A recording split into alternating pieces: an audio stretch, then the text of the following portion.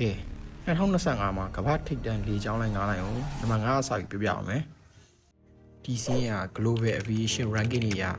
ထိပ်တန်းအဖြစ်မကြာခဏတွေ့ရတဲ့လေကြောင်းလိုင်းတွေပါ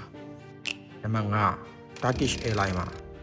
နိုင်ငံအများဆုံးကိုပြန်တန်းတဲ့လေကြောင်းလိုင်းဖြစ်ပြီးအစားအစာ quality ကြောင့်နာမည်ကြီးပါတယ်နံပါတ်4ကတော့ ANA ပါဂျပန်လေကြောင်းလိုင်းဖြစ်ပြီး safety နဲ့အချိန်ကြီးကြောင်းပိုင်းမှာယုံကြည်ရတဲ့ airline ပါနံပါတ်3က Emirates လေကြောင်းလိုင်းပါ A380 လေယာဉ်တွေသုံးလာပြီးတော့ luxury နဲ့ entertainment ပိုင်းမှာကမ္ဘာကျော်ပါတယ်နံပါတ်2ကတော့ Singapore Airlines မှာ crew training နဲ့ service quality ကြောင့်နှစ်တိုင်း top ranking ထဲမှာပါနေတတ်ပါတယ်ကဲနံပါတ်1ကတော့ Qatar Airways ပါ service comfort နဲ့ overall experience ကြောင့်2025မှာလည်းထိပ်တန်းလေကြောင်းလိုင်းဖြစ်သတ်မှတ်ခြင်းခံရပါတယ်